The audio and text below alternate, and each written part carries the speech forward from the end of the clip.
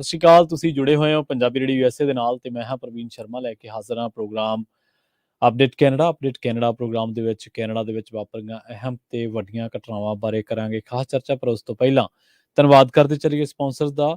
Khalsa insurance agency ਵਾਲੇ ਜਿਨ੍ਹਾਂ ਤੋਂ ਤੁਸੀਂ ਹਰ ਤਰੀਕੇ ਦੀ ਇੰਸ਼ੋਰੈਂਸ ਲੈ ਸਕਦੇ ਹੋ। ਕਵਰਡ ਕੈਲੀਫੋਰਨੀਆ ਬਾਬਤ ਤੇ ਵਾਮਾ ਕੇਅਰ ਬਾਬਤ, ਹੈਲਥ ਇੰਸ਼ੋਰੈਂਸ ਬਾਬਤ ਤੁਸੀਂ ਪਾਲਿਸੀ ਦੇ ਵਿੱਚ ਚੇਂਜ ਕਰਾਉਣਾ ਜਾਂ ਤੁਸੀਂ ਕਿਸੇ ਵੀ ਤਰ੍ਹਾਂ ਦੀ ਪੈਨਲਟੀ ਤੋਂ ਬਚਣਾ ਚਾਹੁੰਦੇ ਹੋ ਤਾਂ ਅੱਜ ਹੀ ਡਾਇਲ ਕਰੋ 408 272 2500।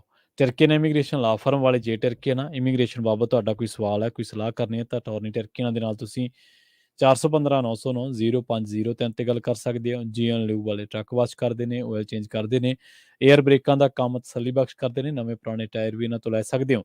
ਸੈਂਟਾ ਨੇਰਾ ਦੀ ਲੋਕੇਸ਼ਨ ਹੈ, ਨਿਮਾ ਸੋਤਾ ਦੇ ਨਾਲ ਗੱਲ ਕੀਤੀ ਜਾ ਸਕਦੀ ਹੈ 209 277 0113 ਤੇ। ਖਬਰਾਂ ਦੇ ਵੱਲ ਵਧੀਏ ਤੇ ਸ਼ੁਰੂਆਤ ਕਰੀਏ ਓਮਿਕਰੋਨ ਸਬ ਵੇਰੀਐਂਟ XBB.1.5 ਦੇ ਬਾਰੇ।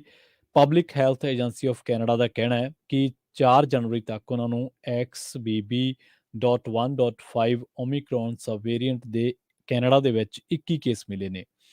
ਏਜੰਸੀ ਵੱਲੋਂ ਦੱਸਿਆ ਗਿਆ ਹੈ ਕਿ ਉਹਨਾਂ ਵੱਲੋਂ ਇਹਨਾਂ ਮਾਮਲਿਆਂ ਦੇ ਵਿੱਚ ਵਾਧੇ ਦੀ ਪੁਸ਼ਟੀ ਉਦੋਂ ਤੱਕ ਨਹੀਂ ਕੀਤੀ ਜਾ ਸਕਦੀ ਜਦੋਂ ਤੱਕ ਉਹਨਾਂ ਦੇ ਕੋਲ ਇਸ ਸੰਬੰਧ ਦੇ ਵਿੱਚ ਲੋੜੀਂਦਾ ਡਾਟਾ ਨਹੀਂ ਹੋਵੇਗਾ। ਇੱਕ ਦਿਨ ਪਹਿਲਾਂ ਏਜੰਸੀ ਨੇ ਇਹ ਵੀ ਜਾਣਕਾਰੀ ਦਿੱਤੀ ਸੀ ਕਿ ਸਬ ਵੇਰੀਐਂਟ ਕੈਨੇਡਾ ਦੇ ਵਿੱਚ ਤੇਜ਼ੀ ਦੇ ਨਾਲ ਫੈਲ ਰਿਹਾ ਹੈ ਤੇ ਇਹ ਕਹਿਣਾ ਜਲਦਬਾਜ਼ੀ ਹੋਵੇਗੀ। PHAC ਦੇ ਸਾਇੰਟਿਸਟ ਕੈਨੇਡਾ ਦੇ ਨਾਲ ਦੁਨੀਆ ਭਰ ਦੇ ਵਿੱਚ ਕੋਵਿਡ ਸੰਬੰਧੀ ਜਿਹੜੇ ਰੁਝਾਨ ਆ ਰਹੇ ਨੇ ਉਹਨਾਂ ਤੇ ਉਹਨਾਂ ਦੀ ਨਜ਼ਰ ਲਗਾਤਾਰ ਬਣੀ ਹੋਈ ਹੈ ਤੇ ਹੁਣ ਇਸ ਵੇਰੀਐਂਟ ਦੇ ਅਮਰੀਕਾ ਦੇ ਵਿੱਚ ਵੀ ਫੈਲਣ ਦਾ ਤੌਖਲਾ ਬਣ ਗਿਆ ਤੇ ਇਸ ਕਰਕੇ ਸਿਹਤ ਮਾਹਰ ਵੀ ਚਿੰਤਾ ਦੇ ਵਿੱਚ ਨੇ। ਮਾਹਰਾਂ ਦਾ ਕਹਿਣਾ ਹੈ ਕਿ ਇਸ ਵੇਰੀਐਂਟ ਦੇ ਪਹਿਲਾਂ ਵਾਲੇ ਸਟ੍ਰੇਂਜਰਸ ਦੇ ਮੁਕਾਬਲੇ ਐਂਟੀਬਾਡੀਜ਼ ਨਾਲ ਲੜਨ ਦੀ ਸਮਰੱਥਾ ਵਧੇਰੇ ਹੈ।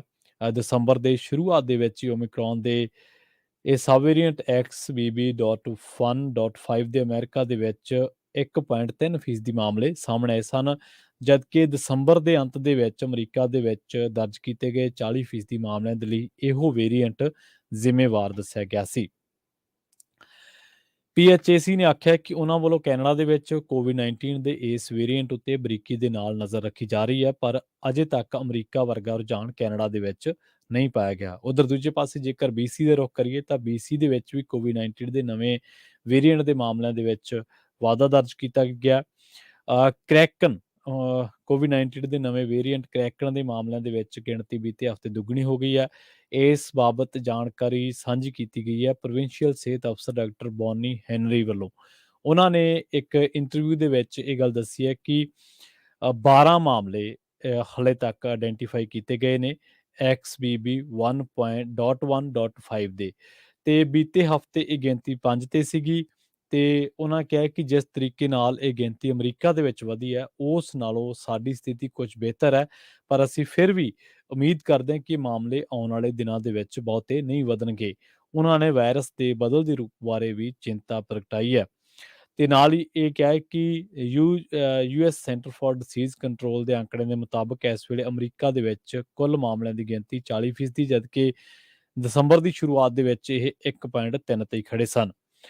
ਉਧਰ ਨਵੇਂ ਕੋਵਿਡ-19 ਨੂੰ ਲੈ ਕੇ ਜਿਹੜੀਆਂ ਨਵੀਆਂ ਪਾਬੰਦੀਆਂ ਨੇ ਉਹਨਾਂ ਦੇ ਵਿੱਚ ਕੈਨੇਡਾ ਸਰਕਾਰ ਵੱਲੋਂ ਇਹ ਐਲਾਨ ਕੀਤਾ ਗਿਆ ਹੈ ਕਿ ਹੁਣ ਚੀਨ, ਹਾਂਗਕਾਂਗ ਤੇ ਮਕਾਓ ਤੋਂ ਕੈਨੇਡਾ ਆਉਣ ਵਾਲੇ ਟਰੈਵਲਸ ਦੇ ਲਈ ਨੈਗੇਟਿਵ ਕੋਵਿਡ-19 ਟੈਸਟ ਰਿਪੋਰਟ ਪੇਸ਼ ਕਰਨਾ ਅੱਜ ਤੋਂ ਲਾਜ਼ਮੀ ਹੋ ਜਾਵੇਗਾ। ਪਿਛਲੇ ਹਫ਼ਤੇ ਕੈਨੇਡੀਅਨ ਸਰਕਾਰ ਵੱਲੋਂ ਇਹ ਐਲਾਨ ਕੀਤਾ ਗਿਆ ਸੀਗਾ ਕਿ ਚੀਨ ਤੋਂ ਆਉਣ ਵਾਲੇ ਟਰੈਵਲਰਸ ਨੂੰ ਜਹਾਜ਼ ਚੜ੍ਹਨ ਤੋਂ 48 ਘੰਟੇ ਪਹਿਲਾਂ ਕਰਵਾਏ ਗਏ ਕੋਵਿਡ-19 ਟੈਸਟ ਦੀ ਨੈਗੇਟਿਵ ਰਿਪੋਰਟ ਪੇਸ਼ ਕਰਨੀ ਹੋਊਗੀ। ਅਮਰੀਕਾ ਦੇ ਨਾਲ ਯੂਰਪੀਅਨ ਦੇਸ਼ਾਂ ਵੱਲੋਂ ਵੀ ਚੀਨ ਤੋਂ ਆਉਣ ਵਾਲੇ ਕੁਝ ਯਾਤਰੀਆਂ ਦੇ ਲਈ, ਮੁਸਾਫਰਾਂ ਦੇ ਲਈ ਇਸੇ ਤਰ੍ਹਾਂ ਦੇ ਨਿਯਮ ਲਾਗੂ ਕੀਤੇ ਗਏ ਸਨ।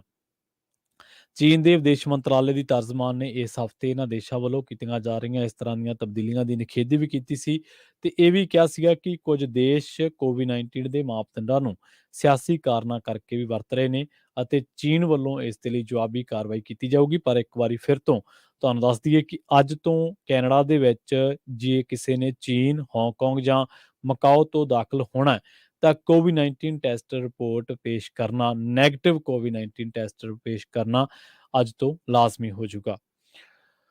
ਰੁੱਖ ਕਰਦੇ ਹਾਂ ontario ਦੇ ਵਿੱਚ ਪਿਛਲੇ ਦਿਨੀ ਡਿਊਟੀ ਦੇ ਦੌਰਾਨ ਔਨ ਡਿਊਟੀ ਜਾਨ ਗਵਾਉਣ ਵਾਲੇ ਅਫਸਰ ਗ੍ਰੈਗ ਪ੍ਰੇਸ਼ਾਲਾ ਦਾ ਕਤਲ ਹੋ ਗਿਆ ਸੀ ਤੇ ਇਹ ਕਤਲ ਉਦੋਂ ਹੋਇਆ ਸੀ, ਘਟਨਾ ਉਦੋਂ ਵਾਪਰੀ ਸੀ ਜਦੋਂ 27 ਦਸੰਬਰ ਨੂੰ ਇੱਕ ਕਾਲ ਤੋਂ ਬਾਅਦ ਉਹ ਹੈਗਰਸਵਿਲ ਇਲਾਕੇ ਦੇ ਵਿੱਚ ਇੱਕ ਗੱਡੀ ਦੇ ਖੱਡ ਦੇ ਵਿੱਚ ਡਿੱਗਣ ਦੀ ਜਾਣਕਾਰੀ ਮਿਲਣ ਤੋਂ ਬਾਅਦ ਉੱਥੇ ਪਹੁੰਚਿਆ ਸੀ ਮਦਦ ਦੇ ਲਈ ਤੇ ਮੌਕੇ ਤੇ ਇਸ ਅਫਸਰ ਜਿਸ ਦੀ ਉਮਰ ਜਿਸ ਦੇ ਬਾਰੇ ਦੱਸਿਆ ਗਿਆ ਕਿ ਉਹਦਾ ਨਾਮ ਗ੍ਰੇਗ ਪ੍ਰੇਸ਼ਾਲਾ ਸੀ, ਉਸ ਨੂੰ ਗੋਲੀ ਮਾਰ ਦਿੱਤੀ ਗਈ ਸੀ।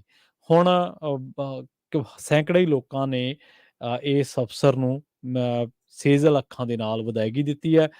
ਅੰਟੋਰੀਓ ਦੇ ਬੇਰੀ ਦੇ ਵਿੱਚ ਔਨ ਡਿਊਟੀ ਜਾਨ ਗਵਾਉਣ ਵਾਲੇ ਅਫਸਰ ਗ੍ਰੇਗ ਪ੍ਰੇਸ਼ਾਲਾ ਦਾ ਫਿਨਰਲ ਹੋਇਆ। ਫਿਨਰਲ ਮੌਕੇ ਸੈਂਕੜੇ ਅਫਸਰ ਮੌਜੂਦ ਸਨ ਜਿਨ੍ਹਾਂ ਨੇ ਨਮ ਅੱਖਾਂ ਦੇ ਨਾਲ ਕਾਂਸਟੇਬਲ ਗ੍ਰੇਗ ਪ੍ਰੇਸ਼ਾਲਾ ਨੂੰ ਅੰਤਿਮ ਵਿਦਾਇਗੀ ਦਿੱਤੀ ਹੈ।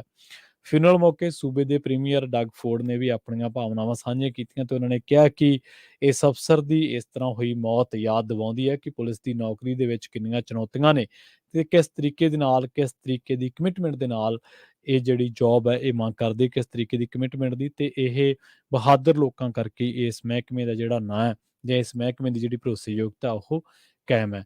ਸੋ ਉਸ ਤੋਂ ਬਾਅਦ ਹੁਣ ਇਸੇ ਮਾਮਲੇ ਦੇ ਵਿੱਚ 25 ਸਾਲਾ ਆਦਮੀ ਰੈਂਡਲ ਮੈਕਨਜੀ ਤੇ 30 ਸਾਲਾ ਔਰਤ ਬ੍ਰੈਂਡੀ ਕ੍ਰਿਸਟਲ ਲਿਨ ਸਟੀਵਰਟ ਸਪੈਰੀ ਤੇ ਫਸਟ ਡਿਗਰੀ ਕਤਲ ਦੇ ਦੋਸ਼ ਲੱਗੇ ਨੇ।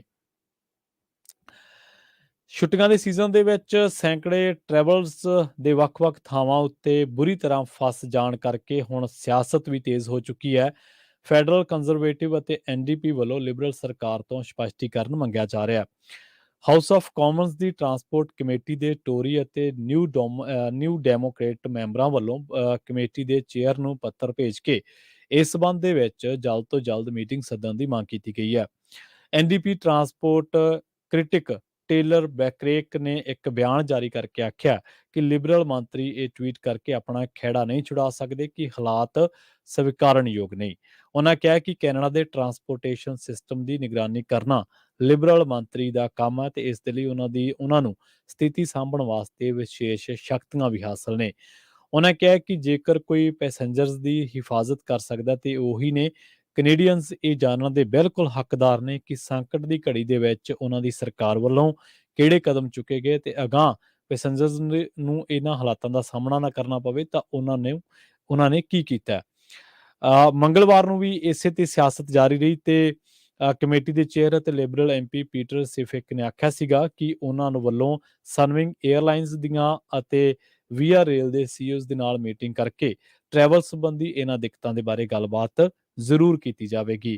ਵਿਰੋਧੀ ਧਿਰ ਦੇ ਐਮਪੀਜ਼ ਦਾ ਕਹਿਣਾ ਹੈ ਕਿ ਇਸ ਤਰ੍ਹਾਂ ਦੀ ਕਿਸੇ ਵੀ ਸੁਣਵਾਈ ਦੌਰਾਨ ਸਵਾਲ ਜਵਾਬ ਦੇ ਲਈ 2 ਘੰਟੇ ਦਾ ਸਮਾਂ ਵੀ ਦਿੱਤਾ ਜਾਵੇ।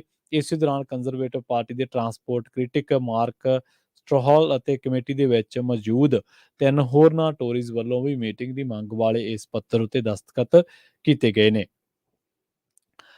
ਨਵੰਬਰ ਦੇ ਵਿੱਚ ਇੱਕ ਔਰਤ ਦੇ ਕਤਲ ਦੇ ਸਬੰਧ ਦੇ ਵਿੱਚ ਹੈਮਿਲਟਨ ਪੁਲਿਸ ਵੱਲੋਂ ਤੀਜੇ ਟੀਨੇਜਰ ਨੂੰ ਵੀ ਗ੍ਰਿਫਤਾਰ ਕੀਤਾ ਗਿਆ।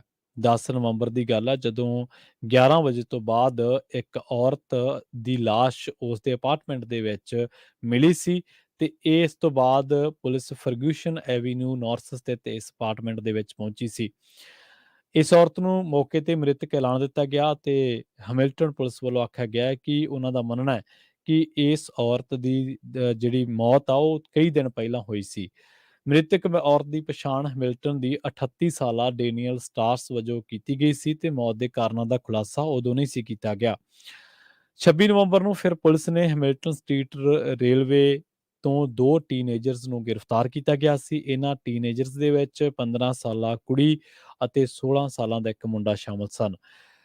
ਪੁਲਿਸ ਵੱਲੋਂ ਜਿਹੜੀ ਜਾਣਕਾਰੀ ਦਿੱਤੀ ਗਈ ਆ ਉਹਦੇ ਸਬੰਧ ਦੇ ਵਿੱਚ ਇਹ ਦੱਸਿਆ ਗਿਆ ਹੈ ਕਿ ਜਿਸ 16 ਸਾਲਾ ਮੁੰਡੇ ਦੀ ਉਹ ਭਾਲ ਕਰ ਰਹੇ ਨੇ ਉਹ ਘਟਨਾ ਤੋਂ ਬਾਅਦ ਦੇਸ਼ ਛੱਡ ਕੇ ਭੱਜ ਗਿਆ ਸੀ ਅਤੇ 31 ਦਸੰਬਰ ਨੂੰ ਉਸ ਦੇ ਏਜੰਸੀਆ ਤੋਂ ਕੈਨੇਡਾ ਪਰਤਣ ਦੀ ਜਾਣਕਾਰੀ ਮਿਲੀ ਸੀ। ਉਸ ਨੂੰ ਟੋਰਾਂਟੋ ਪੀਅਰਸਨ ਇੰਟਰਨੈਸ਼ਨਲ 에ਅਰਪੋਰਟ ਉੱਤੇ ਹੀ ਗ੍ਰਿਫਤਾਰ ਕਰ ਲਿਆ ਗਿਆ ਅਤੇ ਉਸ ਨੂੰ ਸੈਕੰਡ ਡਿਗਰੀ ਮਰਡਰ ਸੰਬੰਧੀ ਚਾਰਜਾਂ ਦਾ ਹੁਣ ਸਾਹਮਣਾ ਕਰਨਾ ਪੈ ਰਿਹਾ। ਤੇ ਜਾਂਦੇ ਰੁਖ ਕਰਦੇ ਰੌਕਸਹੈਮ ਇਲਾਕੇ ਦਾ ਜਿੱਥੇ ਅਮਰੀਕਨ ਬਾਰਡਰ ਏਜੰਟਸ ਨੂੰ ਸ਼ੱਕੀ ਹਾਲਾਤਾਂ ਦੇ ਵਿੱਚ ਇੱਕ ਲਾਸ਼ ਮਿਲੀ ਹੈ ਤੇ ਮੰਨਿਆ ਜਾ ਰਿਹਾ ਹੈ ਕਿ ਇਹ ਲਾਸ਼ ਇੱਕ ਪ੍ਰਵਾਸੀ ਦੀ ਹੈ ਤੇ ਹੋ ਸਕਦਾ ਹੈ ਕਿ ਗੈਰ ਕਾਨੂੰਨੀ ਤਰੀਕੇ ਦੇ ਨਾਲ ਕੈਨੇਡਾ ਦੇ ਵਿੱਚ ਦਾਖਲ ਹੋਣ ਦਾ ਯਤਨ ਕਰ ਰਿਹਾ ਹੋਵੇ ਅਧਿਕਾਰੀਆਂ ਦਾ ਕਹਿਣਾ ਹੈ ਕਿ ਇੱਥੋਂ ਅਕਸਰ ਲੋਕ ਗੈਰ ਕਾਨੂੰਨੀ ਤਰੀਕੇ ਦੇ ਨਾਲ ਅਮਰੀਕਾ ਦੇ ਵਿੱਚ ਵੀ ਦਾਖਲ ਹੁੰਦੇ ਨੇ ਤੇ ਅਮਰੀਕਾ ਦੇ ਵਿੱਚੋਂ ਕੈਨੇਡਾ ਦੇ ਵਿੱਚ ਵੀ ਦਾਖਲ ਹੁੰਦੇ ਨੇ। ਹੁਣ ਇਹ ਕਹਿਣਾ ਔਖਾ ਹੈ ਕਿ ਇਹ ਜਿਹੜੀ ਜਿਸ ਸ਼ਖਸ ਦੀ ਇਹ ਲਾਸ਼ ਮਿਲੀ ਹੈ ਉਹ ਅਮਰੀਕਾ ਦੇ ਵਿੱਚ ਦਾਖਲ ਹੋਣਾ ਚਾਹੁੰਦਾ ਸੀ ਜਾਂ ਫਿਰ ਅਮਰੀਕਾ ਵੱਲੋਂ ਕੈਨੇਡਾ ਦੇ ਵਿੱਚ ਦਾਖਲ ਹੋਣ ਦੀ ਕੋਸ਼ਿਸ਼ ਕਰ ਰਿਹਾ ਸੀ। ਆਰਸੀਐਮਪੀ ਦੇ ਸੀਨੀਅਰ ਅਧਿਕਾਰੀਆਂ ਦਾ ਕਹਿਣਾ ਹੈ ਕਿ ਇਸ ਇਲਾਕੇ ਦੇ ਵਿੱਚੋਂ ਇਹਨਾਂ ਇਲਾਕਿਆਂ ਦੇ ਰਾਹੀਂ ਕੈਨੇਡਾ ਦੇ ਵਿੱਚ ਦਾਖਲ ਹੋਣ ਵਾਲਿਆਂ ਦੀ ਗਿਣਤੀ 35,000 ਤੋਂ ਵੀ ਵੱਧ ਹੈ। ਸੋ ਪ੍ਰੋਗਰਾਮ ਅਪਡੇਟ ਕੈਨੇਡਾ ਨੂੰ ਆਪਾਂ ਇੱਥੇ ਹੀ ਸਮਾਪਤ ਕਰਾਂਗੇ। ਮੈਨੂੰ ਪ੍ਰਵੀਨ ਸ਼ਰਮਾ ਨੂੰ ਇੱਥੇ ਦਿਓ ਇਜਾਜ਼ਤ। ਜੁੜੇ ਰਹੋ ਪੰਜਾਬੀ ਰੇਡੀਓ USA ਦੇ ਨਾਲ ਤੇ ਆਖਿਰ ਦੇ ਵਿੱਚ ਇੱਕ ਵਾਰ ਫਿਰ ਤੋਂ ਤੁਹਾਨੂੰ ਸਭ ਨੂੰ ਪਿਆਰ ਸਤਿਕਾਰ ਸਹਿਤ ਸਤਿ ਸ਼੍ਰੀ ਅਕਾਲ।